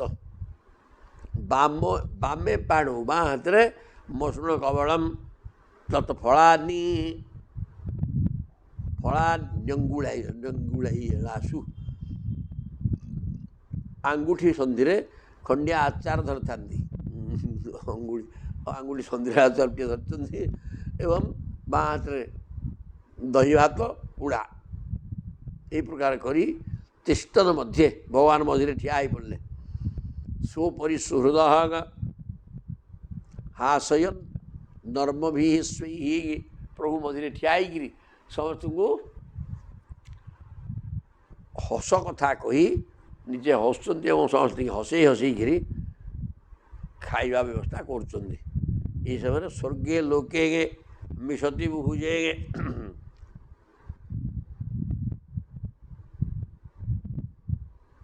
ସେ ସ୍ୱୟଂ ସମସ୍ତଙ୍କର ମଝିରେ ବସି ମଜାଳିଆ କଥା କହି ସାଥୀ ପିଲାମାନଙ୍କୁ ହସଉଥାନ୍ତି। ଯଜ୍ଞର ଏକମାତ୍ର ଭୋକ୍ତା ଯିଏ ଯଜ୍ଞ ନାରାୟଣ, ଯଜ୍ଞ ସାମଗ୍ରୀ ଯିଏ ଖାଆନ୍ତି ସେଇ ଭଗବାନ ଗୋପାଳ ପିଲାମାନଙ୍କ ସାଥିରେ ବସି ଏପରି ବାଳ କେଳି କରୁଛନ୍ତି। ସ୍ୱର୍ଗର ଦେବତାମାନେ ଆଶ୍ଚର୍ଯ୍ୟାନ୍ୱିତ ହେଇକି ଦେଖୁଛନ୍ତି, କହିଲେ ଦେଖ ଏ ସ୍ୱୟଂ ପରମ ବ୍ରହ୍ମ ଏ ଗୋପାଳ ପିଲାମାନଙ୍କ ଭିତରେ ବସିକିରି ଅଇଁଠା ଛଳିଆ ଛଡ଼ିକିରି ଖାଉଛନ୍ତି। ଆଜି ତା ଭିତରେ ଛଳିଆ ଛଳି ଚାଲିଛି, ତାଠୁ କିଏ ଆଣିକି ଖାଇଦେଉଛି, କିଏ ଏମିତି ଖାଉଛି ସେଟା ଅଇଁଠା ନା ନାହିଁ। ଆଉ ତାକୁ ପ୍ରଭୁଙ୍କୁ ଟିକେ ଦେଉଛି, ସେଇଠି ପ୍ରଭୁ ଏଇ ମୁଁ ଆଜି ଗୋଟେ ଏଇ ଜିନିଷଟା ଆଣିଛି ବଢ଼ିଆ ଲାଗୁଛି, ଟିକେ ଆପଣ ଖାଇଦେଉନାହାନ୍ତି। ଏମିତିକା ସବୁ ଚାଲିଛି, ଅଇଁଠା ଖିଆ ହେଉଛି। ଭାରତୋଇ ବଂ ବଶ୍ଚପେଷୁ ଭୁଞ୍ଜାନେଷୁ ଅଚ୍ୟୁତାତ୍ମସୁ ବଶ୍ଚା ତ୍ୱନ୍ତର ବନେଙ୍ଗେ ଦୂରମ୍ ବିବିଷୁ ତୃଣଲୋଭିତା। ଇଆଡ଼େ ମଜାକ କରି ହସ ଖୁସି କରି ଖାଉଛନ୍ତି, ସିଆଡ଼େ ଭରତ କହିଲେ ହେ ଭରତ ଏବଂ ହେ ଭାରତ ହେ ଭାରତ ମାନେ ଭରତ ବଂଶର ଦାୟାଦ କିଏ? ସେଇ ପରୀକ୍ଷିତ। ସୁଗ କହୁଛନ୍ତି, ହେ ପରୀକ୍ଷିତ ମହାରାଜ, ଏଇ ପ୍ରକାର ବଶ୍ଚପେଷୁ ଭୁଞ୍ଜାନେଷୁ ଗୋପାଳ ପିଲାମାନେ ଭଗବାନଙ୍କର ସେଇ ରସମୟ ଲୀଳାରେ ତନ୍ମୟ ହେଇଗଲେ। ବଶ୍ଚପେଷୁ ମାନେ ବାଛୁରୀ ଚରା ଗୋପାଳ ବାଳକମାନଙ୍କ ସହିତ ଖାଉଥିବା ଅବସ୍ଥାରେ ଭୋଜନେଷୁ ଚ୍ୟୁତାତ୍ମସୁ ଖାଇକିରି ହସ ଖୁସି ଚାଲିଛି, ସିଆଡ଼େ ଖାଉଛନ୍ତି, ସବୁ ନିଜକୁ ନିଜେ ହିଁ ଭୁଲିଗଲେଣି। ବର୍ଷା ତ୍ୱନ୍ତର ବନେ ଦୂର ବାଛୁରୀ ଯାକ ଚରୁଥିଲେ, ସିଆଡ଼େ ତାଙ୍କ ବାଛୁରୀ ପ୍ରତି କାହାର ନଜର ନାହିଁ। ଆଉ ହସ ଖୁସିରେ ତ ଖାଉଛନ୍ତି ଆଉ କ'ଣ। ତେଣୁ ସେଗୁଡ଼ାକ ଗାଈ କ'ଣ ଗୋଟେ ଠିକୁଠି ରହିବେ, ତାଙ୍କ କାମ ହେଲା ତ ଚାଲିକିରି ଖାଇବେ। ସିଏ ଚାଲିକି ପଳେଇ ଗଲେ ଆଗକୁ। ବିବିଷୁ ତୃଣଲୋଭିତା, ଘାସ ଖାଇବା ଲୋଭରେ ପୁଳେ ମାରିଦେଇକିରି ଆଗକୁ ମାଡ଼ି ଚାଲିଲେ ଆଉ କ'ଣ, ଆଉ ଦୂରକୁ ପଳେଇଲେ ଆଉ। ତାନ୍ ଦୃଷ୍ଟ୍ୱା ଭୟ ସନ୍ତ୍ରସ୍ତା ନୁଚେ କୃଷ୍ଣସ୍ୟ ବିଭୟଂ ବୋଇଲେ ମିତ୍ରାନ୍ୟାସାନ୍ମା ବିରମତେ ହାନେସ୍ୟେଙ୍ଗେ ହି ଆନେସ୍ୟେଙ୍ଗେ ବଶ୍ଚକାନ୍ ଅହଂ ତାନ୍ ଦୃଷ୍ଟ୍ୱା ଭୟ ସନ୍ତ୍ରାସ୍ତା। ସେ ଯେତେବେଳେ ଦେଖିଦେଲେ ଗୋପାଳ ପିଲା ଗୁଡ଼ାକ ଖାଉଛନ୍ତି ହସ ଖୁସି ହେଇକିରି, ଚାହୁଁନଥିଲେ, ଦେଖିଦେଲା ଆସିକି ଦୂରକୁ ପଳେଇଲେଣି ବାଛୁରୀ ଆଉ। ତେଣୁ ସମସ୍ତେ ଭୟରେ କାତର ହେଇଗଲେ, କହିଲେ ଦେଖନ୍ତୁ ପ୍ରଭୁ କୁଆଡ଼େ ପଳେଇଲେଣି ଦୂରକୁ ବାଛୁରୀ ଗୁଡ଼ାକ। କୃଷ୍ଣସ୍ୟ ବିଭୟମ୍, କୃଷ୍ଣଙ୍କୁ ତ ଭୟ ମଧ୍ୟ ଭୟ କରେ। ଆଉ ତେଣୁ ତେବେ ବାଛୁରୀମାନଙ୍କୁ ସେମାନେ ଭୟଭୀତ ହେଇଗଲେ। କିଏ? ଗୋପାଳ ବାଳକମାନେ। ସେମାନଙ୍କର ବ୍ୟସ୍ତତା ଦେଖି ଭକ୍ତ ଭୟହାରୀ ଭଗବାନ ଶ୍ରୀକୃଷ୍ଣ ବିଭୟମ୍ ଭକ୍ତମାନଙ୍କର ଭୟକୁ ହରଣ କରିବାର ସାମର୍ଥ୍ୟ ଥିବା ଭଗବାନ କ'ଣ କଲେ? ମିତ୍ରାଣୀ ଆସାନ ମାଙ୍ଗା, ତାଙ୍କ ଭୟ ଦେଖି ପ୍ରଭୁ କହିଲେ କିଛି ବ୍ୟସ୍ତ ହନି। ପ୍ରଭୁ କହିଲେ ତୁମେ ଖାଉଥା ବସିକିରି ଏଠି, ମୁଁ ଏଇ କ୍ଷଣି ଯାଇକିରି ବାଛୁରୀକି ଓଡ଼େଇ ଆଣୁଛି। ନିଶ୍ଚୟ ବଶ୍ଚକାନ୍ ଅହମ୍, ମୁଁ ଯାଉଛି ବାଛୁରୀ ଘିନି ଆଣି। ଆଉ ତୁମେ ସବୁ ଖାଉଛ, ଅଧାରେ ଉଠିକିରି ଗାଈ କୁଆଡ଼େ କ'ଣ ଯିବ, ତୁମେ ଖାଉଥା, ମୁଁ ମୋ ବାଟ କରୁଛି। ବାଛୁରୀକି ଆଣିବା କଥା ମୋ ଦାୟିତ୍ୱ, ବସ, ବ୍ୟସ୍ତ ହନି, ଭୟ କରିବାର କିଛି କାରଣ ନାହିଁ। ଇତ୍ୟୁକ୍ତ୍ୱା ଅଦ୍ରିଦରି କୁଞ୍ଜ ଗହୋରେ ସ୍ୱାତ୍ମବଶ୍ଚକାନ୍ ବିଚ୍ଛିନ୍ନନ ଭଗବାନ କୃଷ୍ଣ ସପାଣି କବଳ ଯଜଉ। ସପାଣି କବଳ ମାନେ ପତ୍ର ପୁଡ଼ିଆ ଭିତରେ ଦଧି ଅନ୍ନ ଧରିଛନ୍ତି, ଇଆଡ଼େ ଖିଆ ଚାଲିଛି, ସିଆଡ଼େ ବାଛୁରୀ ଖୋଜା ଚାଲିଲା। କେଉଁଠି? ଅଦ୍ରି ଗହ୍ୱର, କେଉଁଠି ପର୍ବତ ଗୁମ୍ଫା, କେଉଁଠି ଲତା କୁଞ୍ଜ, ସବୁଆଡ଼େ ବୁଲିକିରି ବାଛୁରୀମାନଙ୍କୁ ଖୋଜିବା ବ୍ୟବସ୍ଥା କରୁଛନ୍ତି। ବାଁ ହାତରେ ଧରିଛନ୍ତି ପତ୍ର ପୋଡ଼ା ଭିତରେ ଖାଦ୍ୟ। ଅମ୍ଭୁଜ ଅମ୍ଭୁ ଜନ୍ମଜନି ତଦନ୍ତ ଭଗବତୁ ମାୟାର୍ଭକ ସିତୁ ଦ୍ରଷ୍ଟୁଂ ମଞ୍ଜୁ ମୋହିତ୍ୱ ମନ୍ୟଦପି ତଦ ବର୍ଷା ନିତୁ ବର୍ଷପାଙ୍ଗାନ ନୀଳାନ୍ୟତ୍ର କୁରୁଦ୍ ବହାନ୍ତରଦଧତ୍ ଖି ବସ୍ତିତୁ ଜହ ପୁରା ଦୃଷ୍ଟ୍ୱାଘାଙ୍ଗା ସୁରମୁକ୍ଷରମ୍ ପ୍ରଭବତଃ ପ୍ରାପ୍ତ ପରମ ବିସ୍ମୟମ୍। ଏଠି କ'ଣ ହେଇଛି ବୋଲେ ଅମ୍ଭୁ ଜନ୍ମଜନି ତଦନ୍ତରଗତ ହି ପରୀକ୍ଷିତଜୀ ବ୍ରହ୍ମା ଆଗରୁ ଆକାଶରେ ଉପସ୍ଥିତ ଥିଲେ। ଏଇ ଶବ୍ଦ ଯେଉଁ ଶୁଣିକିରି ଅଘାସୁର ମାରିଲା ସମୟରେ ସବୁ ବେଦ ଧ୍ୱନି ହେଲା, ପୁଷ୍ପବୃଷ୍ଟି ହେଲା, ବାଦ୍ୟ ବାଜିଲା, ନାଟ କୀର୍ତ୍ତନ ଚାଲିଲା, ବଡ଼ ଜୟ କୃଷ୍ଣ ଶ୍ରୀକୃଷ୍ଣ ଭଗବାନଙ୍କର ଜୟ ଏମିତି ସବୁ ଚାଲିଲା, ଜୟ ଜୟକାର। ବ୍ରହ୍ମା ପଳାଇ ଆସିଥିଲେ ଆକାଶ ମାର୍ଗରେ ରହିକିରି ସବୁ ଦେଖୁଥିଲେ। ତେଣୁ ଅମ୍ଭୁ ଜନ୍ମଜନି ପଦ୍ମ ପ୍ରଭୁଙ୍କ ନାଭି କମଳରୁ ବାହାରିଥିବା ବ୍ରହ୍ମା ଜନି ତଦନ୍ତରଗତ ମାୟାର୍ଭକସ୍ୟ ଇଷିତୁ ମାୟାରେ ସ୍ୱୟଂ ପ୍ରଭୁ ମାୟାରେ ମନୁଷ୍ୟ ରୂପ ହୋଇଥିବା ଦ୍ରଷ୍ଟୁଂ ମଞ୍ଜୁ ମୋହିତ୍ୱଂ ଅନ୍ୟତପି ତଦ ବର୍ଷାନିତୁ ବର୍ଷପାଙ୍ଗାନ ବ୍ରହ୍ମା ସବୁ ଦେଖୁଛନ୍ତି। ଲୀଳା କରିବା ନିମନ୍ତେ ମନୁଷ୍ୟ ବାଳକ ରୂପ ହୋଇଥିବା ଭଗବାନ ଶ୍ରୀକୃଷ୍ଣଙ୍କର କିଛି ମନୋହର ଲୀଳା ଦେଖିବା ପାଇଁ ବ୍ରହ୍ମା ରହିଥିଲେ ସେ ଉପରେ। ଏହିପରି ଦେଖିବା ବିଷୟ ରହିଛନ୍ତି। ବାଛୁରୀ ଖୋଜିବା ଆଗରୁ ସେ ବାଛୁରୀ ଗୁଡ଼ାକୁ ନେଇକିରି ପଳେଇଲେ। ଆଉ ପ୍ରଭୁ ଯେତେବେଳେ ବାଛୁରୀ ଖୋଜିବାକୁ ଗଲେ ମହାଦେବ ପୋଡ଼ା ଧରିକିରି ବ୍ରହ୍ମା କହିଲେ ଦେଖିବା ଯେତେବେଳେ ଖେଳା ଲୀଳା କରୁଛନ୍ତି ଇଏ ତ ଭଗବାନ, ୟାଙ୍କୁ ମୁଁ ଟିକେ ଖେଳେଇ। ତେଣୁ ଇଏ ବାଛୁରୀ ଖୋଜିଗଲା ଆସିକି ବାଛୁରୀ ନେଇଗଲେ ଚାଲି ବର୍ଷ ନାନି ନିତ୍ୱା ଅନ୍ୟତ୍ର କୁରୁଦ୍ ବହାନ୍ତରଦଧତ୍ ଖେ ଅବସ୍ଥିତ ଜହପୁରା। ଆଗରୁ ବ୍ରହ୍ମା ପ୍ରସ୍ତୁତ ହେଇକି ଥିଲେ ଆକାଶରେ, ଦେଖିଲେ ବାଛୁରୀଗୁଡ଼ା ଦୂରକୁ ପଳେଇଲେଣି, ବାଛୁରୀ ତ ସବୁ ନେଇକି ପଳେଇଲେ। ପ୍ରଭୁ ଖୋଜୁଛନ୍ତି ବାଛୁରୀ। ଦୃଷ୍ଟ୍ୱା ଅଘାସୁର ମୁକ୍ଷଣମ୍ ଅଘାସୁର ମୁକ୍ତି ସମୟରେ ବ୍ରହ୍ମା ଆସିକି ଦେଖୁଥିଲେ। ତାପରେ କହିଲେ ଆଉ କ'ଣ ବାଲ୍ୟଲୀଳା କରିବା, ଆଉ ଟିକେ ଦେଖିବା ବୋଲି ଚିନ୍ତା କରି ଦେଖିଲା ଆସିକି ଆଡ଼େ ବାଛୁରୀ ଖୋଜା ଚାଲିଲା।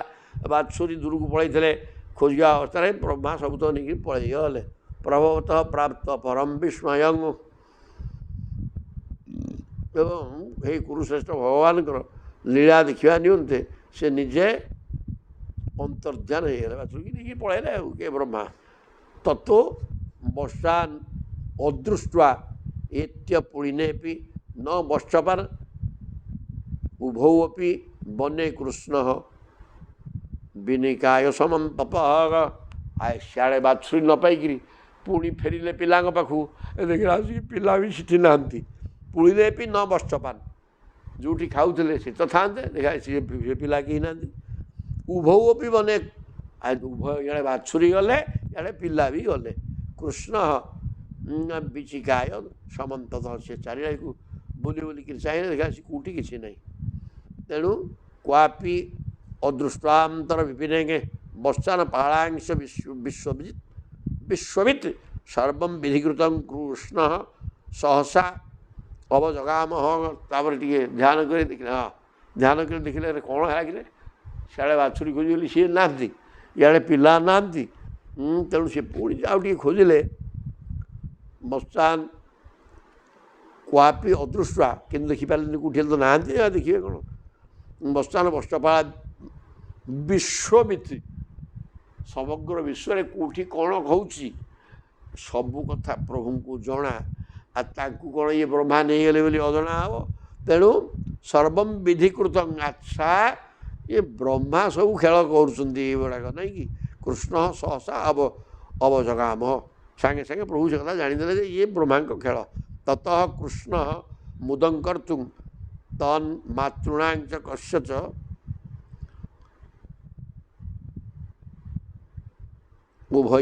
उभयायितमात्मानं चक्रे विश्वकृदीश्वर। जी विश्वर स्रष्टा तांकु कौन ये खेल देखेबे या कौन बड़ेब ना कौन कहले हाँ हौ। ततः कृष्ण मुदं कर्तुं कहले मजा करवा।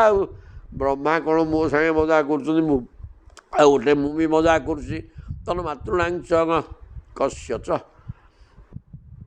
से शरीर से सब बालक बाछुरी जी संख्यक थे ये सेमती जो बालक जमी वस्त्र पिंधला जहाँ होता सब ठीक ठाक करदे। बाछुरी भी सेमती सब बाछुरी कौन गोटे प्रकार किए नालिया किए धला किए कला किए छेटिका विभिन्न प्रकार जे थे सब एक सब तैयारी करदे। उभयायितमात्मान निजे कृष्ण सबू होगले जहाँ चाहिए ताजे तेणु अनेक रूप होगले।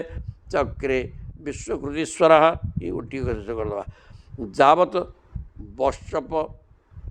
वश्चकाल पकवपु जावत कराघ्र्यादिकम जावत जष्टि विषाण वेणुदलसिके जावत विभूषाम्बरं जावत कील गुणांगा भेदाकृतिभय जावत विहारादिकम सर्वं विष्णुमयं गिरः अंग बदन सर्वस्वरूप बभौ। से पिला कौन कले प्रभु जावत वश्चका आड़ा पकवपु जी जन बाछुरी चलुले जीटा बाछुरी एवं बपु जार जीमिता शरीर जावत करांघ्री जार हाथ पाद जार जीमिति समस्त सब सामान नुह समस्ते अलगा तेणु प्रभु सेमती करदे। जावत जष्टि किए कौ प्रकार ठेंगा धरला सब जो ठेंगा कि सामान कार लंब कार टे छोट कार गंठी गंठिया किए प्लेन एम सब होता तेणु सी सब विषाण वेणु किए विषाण सिंगा धरची किए भंगी धरची वेणु किए शिका किए शिका धरची किए शिका भी धरनी। जावत विभूषाम्बरम जार जो प्रकार कलर वस्त्र एवं जहाँ जी जो जो अलंकार लगे ना माँ मैंने देखिए तो कौन इमती लगे जाता ए प्रकार लुगा पिंधला आ गए कौन है बोले असुविधा होनी। तेणु समस्त जार रूप जमी था वेशभूषा जो प्रकार था ठेंगा बाड़ी शंखा सिंगा वैसी जी जमी धरला सबू समान। जावत शिक गुणांगा विधा कृति भय जार जमी गुण कथबार्ता चालीचरण सबू तो बयस किए गेड़ा किए डेंगा किए कौन किए पतला किए मोटा किए पेटा ये सबू प्रकार देले करी विहाराधिक सर्वं विष्णुमय सबू विष्णुमय हे जगत आग से सबू कृष्णमय समस्ते ही कृष्ण थिले। ये प्रकार करी गिरह अंग अंगद अंग बदन जार जमी शरीर जार जमी मुह मुह कौन समस्त सामान सब करदे। सर्वस्वरूप बहु सबू स्वरूप होगले सबू स्वरूप होगले प्रभु कृष्णमय होगा जगतटा बालक एवं बाछुरी पिला सब तो कृष्ण आउ कृष्णमय होगा गोठ तापर कौन है देखा कि